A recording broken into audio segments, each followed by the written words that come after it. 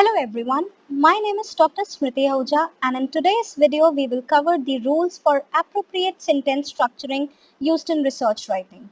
Let's first understand the basic rule of sentence structure, which is subject plus verb plus object, and together they make a meaningful sentence.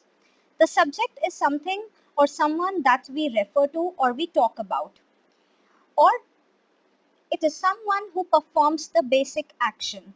It can be a noun like place, name of person, or a thing.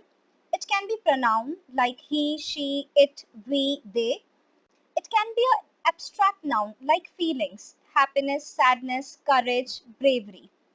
So anything that we refer to or who performs the main action is our subject. Second element is verb, which means any doing word, the action performed by the subject. And after that, we place the object. Object is something or someone who gets affected by the action of the subject. Let's check this with the help of an example. Let's analyze the sentence. The researchers sent their manuscript in the journal. Here, researchers are the people we are talking about and they are performing an action. That is why they are our subject. Then the verb, the doing word is sent. Here, it is used in past tense. Then manuscript is our direct object which is getting affected by the action of the researchers, and another object is indirect which is called journal. Next rule is logical order of a sentence. Usually the word order decides what the author is trying to emphasize in the sentence and what is the key information the author is trying to give to the readers. The most logical order should be the subject should be placed in the beginning of a sentence so that the reader can easily spot the key information. For example, check out the original sentence. In the original sentence, the words in italicized font are the key information, but they are put at last. So the correct or the most logical order should be this, where the key information is used in the starting of the sentence. Also, it follows the logical sentence structuring. Here, several authors are our subject who are performing the action of evaluation. So that's our verb. And the next is the levels of background compounds is our direct object, and the rest of the sentence, bag material and sample collection, are our indirect objects which are affected by the action of our subject. Check out another example. The original sentence has an issue because the key information which the author is trying to give is put at the last. It should be improved by following the logical order. The key information which the author is trying to convey to the reader should be put in the beginning of the sentence. The logical order is the amplified products which are our subject, because these are the main things that we are referring to in a sentence. Were is a helping verb. The main verb is visualized. It is in past tense. And 2% of gel containing the chemical, this is our direct object which is getting affected by the action of our main authors. The next rule is to keep the subject and verb as close to each other as possible. In this logical order of the sentence, the verb is very important. It contains crucial information. So the trick is to keep the verb as close to subject as possible. Anything that comes between subject and verb, like modifier, phrases, or clauses, it will be read with less attention and readers will consider it of less importance. Let's understand with the help of an example. Consider the original statement. This statement places the verb towards the ending of the sentence. This statement forces the reader to wait too long to highlight the main verb which is being performed. So it delays the important information. But it can be improved by this statement. This statement shifts the main verb towards the beginning of the sentence. It follows the logical order.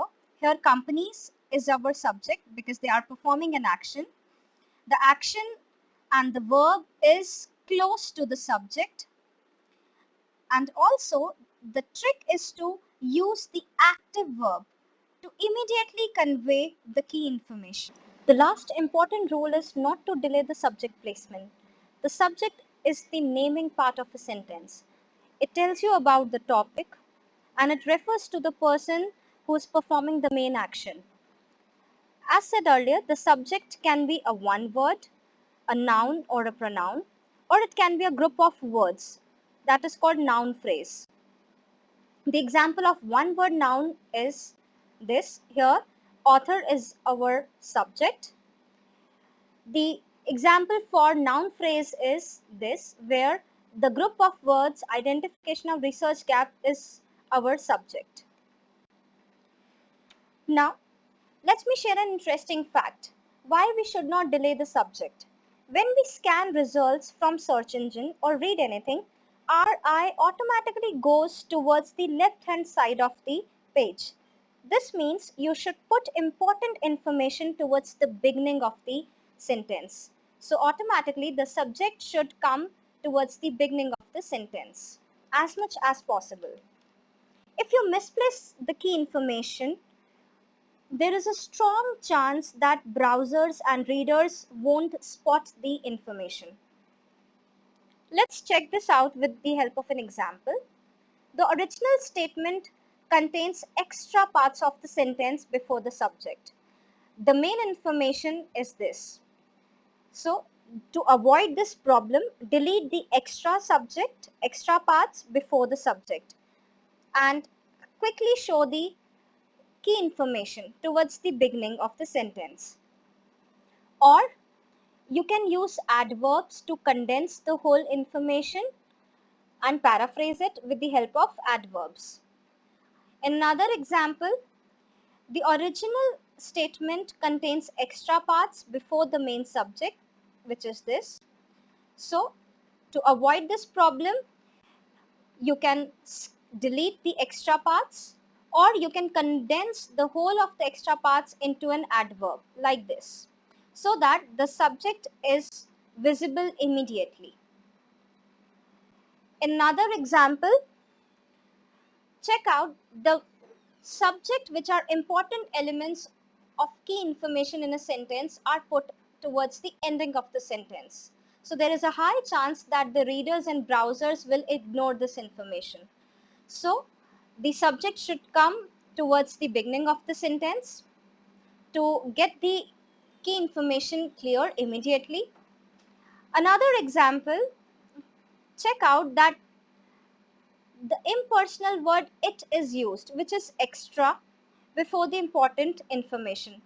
This can be eliminated and instead modal verbs can be used like may, might, could, so that the main information is clearly mentioned immediately and it can be spotted by the readers and browsers immediately.